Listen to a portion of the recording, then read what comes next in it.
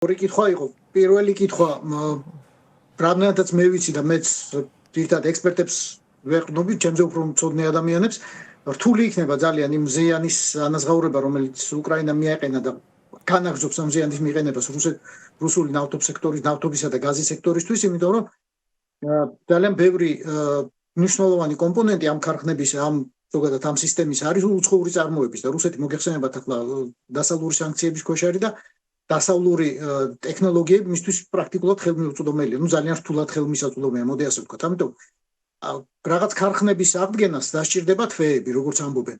საუკეთესო შემთხვევაში, ზუსტად ასევეა იმ გემების შემთხვევაში, რომელსაც ახლა გადავიდა უკრაინა, განსაკუთრებით აზოვის ზღვაში, მოგეხსენებათ რომ უკანასკნელ დღეებში, პრაქტიკულად 10 დღეში დაახლოებით 120 გემია დაზიანებული, მათგან 60-70 არის ტანკერი და არჩევები არის ბუქსირები, გაზის სხვადასხვა დამხმარე გემები და ეს გემებიც ძალიან ხშირ შემთხვევაში აღჭურვილია დასავლური ძრავებით, დასავლური ტექნოლოგიებით, დასავლური კავშირგაბმულობით, დასავლური მართვის სისტემებით.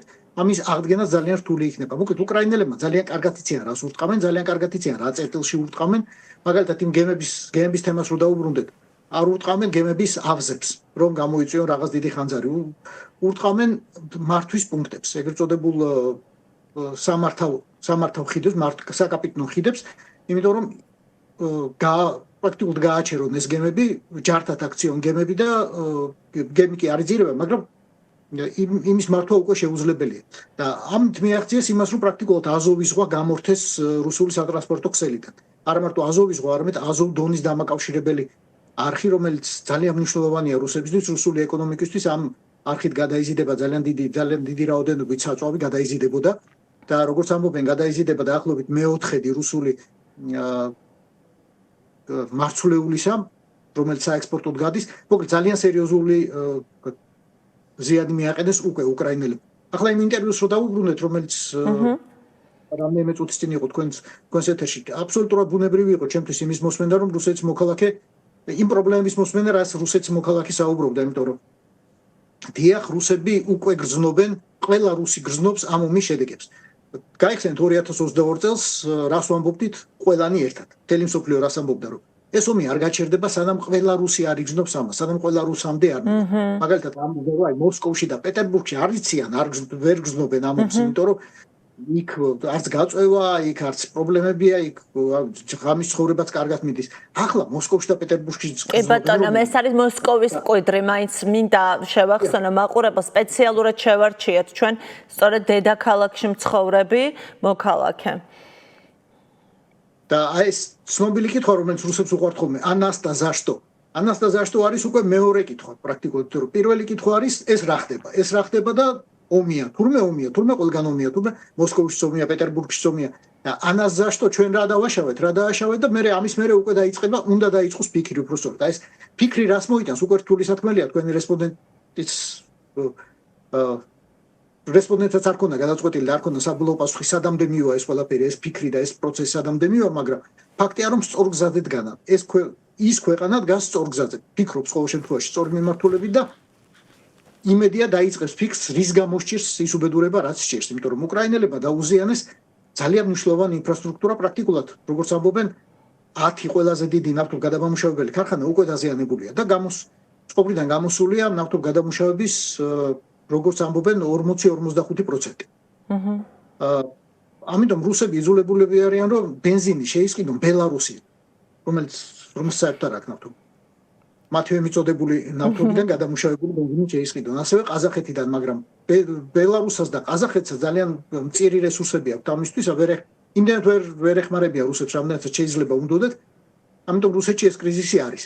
მე ცადე და სპეციალურად ვეძებე თუ არის რომელიმე რეგიონი რუსეთში, რომელსაც არ შეხებია ეს საწვავის კრიზისი და არ არსებობს ასეთი რეგიონი. იმიერ ბაიკალეთშიც კი, აი ბაიკალის ტბის იქით, იმიერ ბაიკალეთშიც კი პრობლემაა და 15 ლიტრს აძლევენ მხოლოდ ერთ ჩასხმაზე, 15 ლიტრის ჩასხმის უფლებას აძლევენ ერთ მძღოლს ყოველ მანქანას. დღეს იყო ერთი გენიალური განცხადება რუსეთის შინაგან საქმეთა სამინისტროს, არ ვიცი შეიძლება ბევრმა წაიკითხა.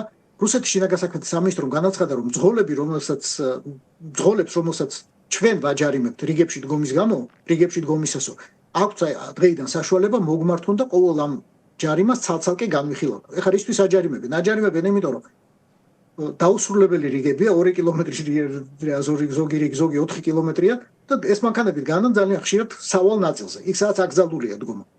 ამიტომ გაივლის მილიცია თუ პოლიცია, ამათ აჯარიმებს, ფეხებზე კიდე საწვავის დეფიციტი არის თუ არ არის, ხედავს რომ მანქანა არასწორ ადგილას დგას, იქ სადაც არ უნდა ედგეს და აჯარიმებს.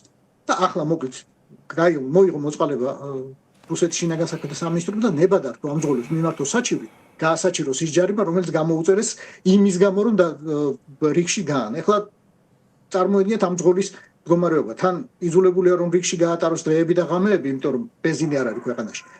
თავრობის გამო და ეხლა კიდე მოდის ეს თავრობა და კიდე ამის გამო აჯარიმებს. მოკლედ კიდევ ერთი სტიმულია იმისთვის რომ დაიწყონ ფიქრი. აი მოკლედ ეს ფიქრი სადამდე მივონე არ ვიცი, მაგრამ სტიმული რეალურად აქვს.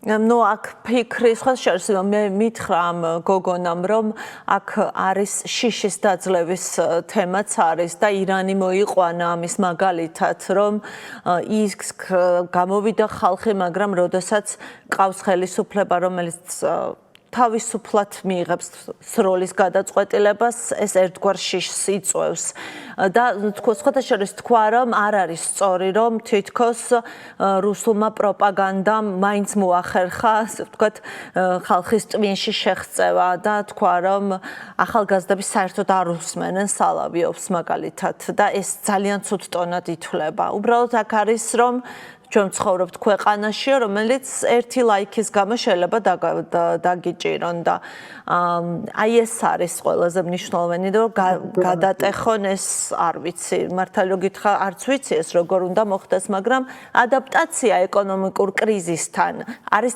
სულ უფრო რთული. ამაზე იყო საუბარი და უბრალოდ შეუთავსებელი და შეუძლებელი გახდება როგორც ჩანს ეს სამომავლოდ. ეს კრიზისი სავარაუდოდ გაღრმავდება და გაძლიერდება, იმიტომ რომ უკრაინელებმა ძალიან სწორი ტაქტიკა მოიფიქრეს, მიაგნეს ძალიან სწორ მეთოდს და წინაკვირაში ნატო სამიძე ბევრმა ალბათ მიაქცია ყურადღება, როდესაც ტრამპს კითხეს ჟურნალისტებმა რა აზრის ხართ იმ დარტყმებზე, რომელსაც უკრაინა აყენებს რუსულ ენერგოსექტორს, ტრამპმა თქვა ძალიან საინტერესო რამ. ეს არის კონფლიქტის ესკალაცია, მაგრამ სავარაუდოდ გვაახლოებს მშვიდობასთან.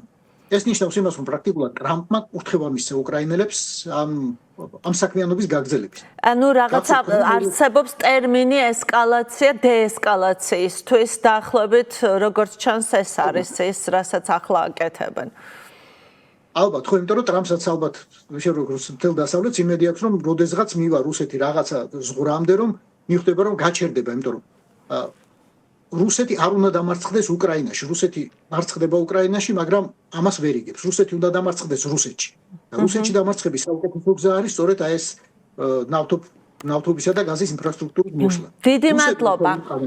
კი ბატონო, დაასრულეთ, თენგო დაასრულე და აი რუსები როცა ურტყავენ ენერგოსექტორს უკრაინაში ურტყავენ იმ ენერგოსექტორს,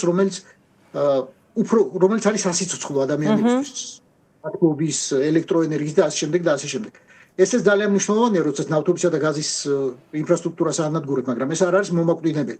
ეს ადამიანებს არ კლავს, მაგრამ უბიძგებს იმისკენ, რომ იფიქროს და აი ფიქრი რუსეთში ცოტა უცნაური და საჭოჭმანო საქმეა.